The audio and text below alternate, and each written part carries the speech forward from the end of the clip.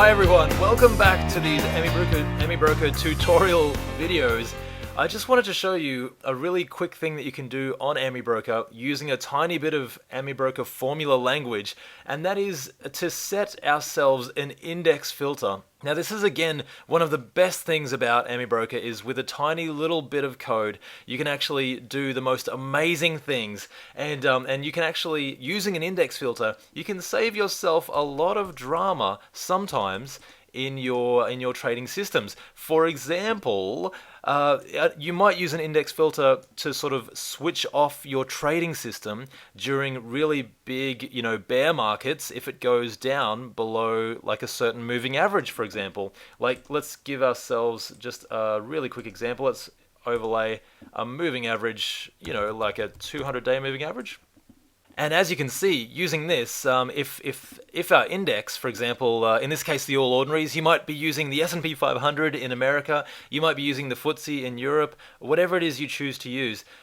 If it's down below this moving average, then we could tell our trading system to switch off and not take any trades, and this can potentially save us a lot of heartache during these big bear markets or these big drawdown periods. So how do we do this? Well, it's actually a little bit more simpler than you might think. All we do is as we start with any Amibroker formula language, we go to Analysis and we go to our Formula Editor. And this will bring up a blank sheet of paper. So this is where we begin our code. And let's just walk you through it, because what we need to do first is we need to set up an array, or we need to set up an object for our foreign entity, which is our index. So to do that, what we do, I think it's foreign, if I spell it correctly. There we go. Okay, so it turns blue, so that means that Amibroker recognizes it, and that's really good. So far so good. Because what we're doing is it's a foreign entity. It's not the closing price of the ticker that we're using, or of the stock that we're using. It's a foreign entity that we want to bring in to our trading system. So then it asks us for the ticker of the foreign entity that we want to use. In this case, the All Ordinaries. I'm going to use the All Ordinaries down under. Again, you could use the ticker for the S&P 500 or the FTSE or whatever it is you choose. XAO is the one that I'm going to use. The field is the closing price. So let's use closing price. And again, see how it puts them in inverted commas? That means that we have to put them in inverted commas as well. So we do that. And then fix up equals true. I don't know what that means, but it recommends that it's true, so I'm going to do that. And then we put our semicolon at the end, and that closes that little segment of code. Now that we have got that, but we actually need to sort of turn it into an array or an object that we can reference to at any time. So what we could call it anything. We could call it hello index equals foreign, and then that will be our All Ordinaries index. But let's just, you could call it anything you like, but we'll just call it index just to keep it nice and simple. So our index will equal the All Ordinaries, closing price, markup true. Now, what we want to do, say if we want to filter, let's do a filter based on a moving average, so the moving average of the index, and we can call that, again, we could call it anything we like. We could call it Billy Bob's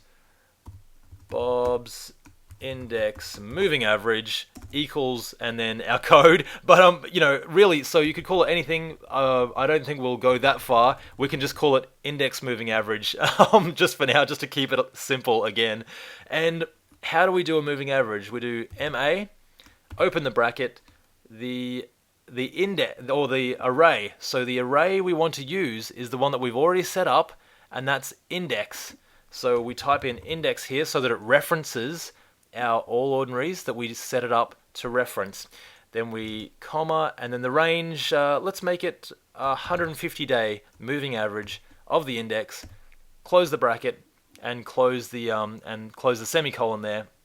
So now we have two arrays that we can reference to at any time. So let's just do some really quick buy and sell signals.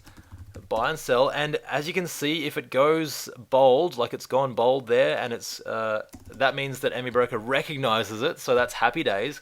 So buy equals, let's say, a close greater than or equal to a moving average of the closing price of our stock and a 200-day moving average. And then we want to add as well, and so as you can see, it turns bold, and that means that Amibroker has recognized it. So again, we're on the right track here. That's really good. And we want to make it a what shall we do? The index, I think it was, wasn't it? So the index is our array up here. So we want index, and that's what it means. We want index to be greater than or equal to our index moving average. Yeah, let's try that. Index moving average. And then close the semicolons at the end of it. So what that means is that's our index closing price above or equal to our index moving average of 150-day moving average, basically. So pretty simple, and especially simple because we set up those arrays beforehand, these two up here. So we can do our sell might be closing price less than or equal to a moving average of the closing price of the stock and a 100-day moving average. Close the bracket and put our semicolon at the end, and hopefully that will give us, if we can easily check this. So really, there we go. We just go to our pretty colored window here and go check. Okay, and this window comes up. It doesn't come up with any errors, and that's exactly what we want. So we close that off, and then we can save this as anything we want. Let's save it as index filter moving average. The greatest. How about that? The greatest index filter moving average, just for fun. Put that there. Close that down because we've saved it. Then we'll go to our analysis. And you know what? I go to the old automatic analysis window. I know there's a new one.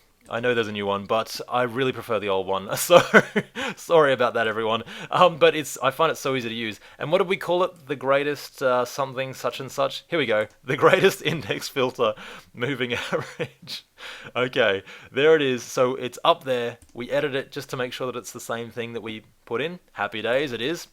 Okay, so let's try it on just a single symbol. Let's go, for this sake, Commonwealth Bank of Australia. I've currently got Commonwealth Bank of Australia up here at the moment, and if we just click on current symbol, that will do a back test on that symbol for us.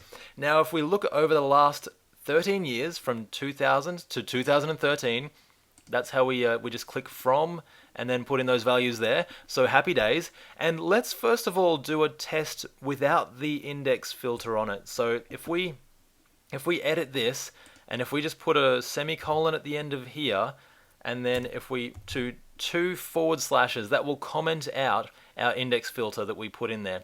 And if we just save that, and if we do a back test, there we go. As you can see, it took no time at all to do.